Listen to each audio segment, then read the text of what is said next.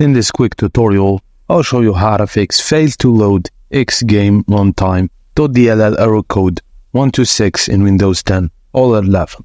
So this is a quick fix. So firstly, copy the command text provided in the video description.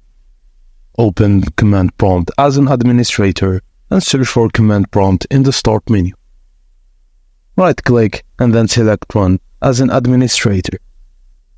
Paste the command into the command prompt window and then press Enter to execute the command.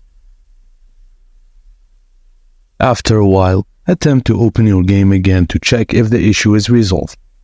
If the problem persists, you might want to explore additional troubleshooting steps or check related videos for more solutions.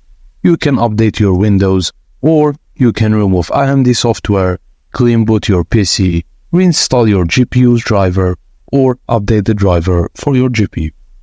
And that's it, guys. Thank you for watching, and please don't forget to like and subscribe for more.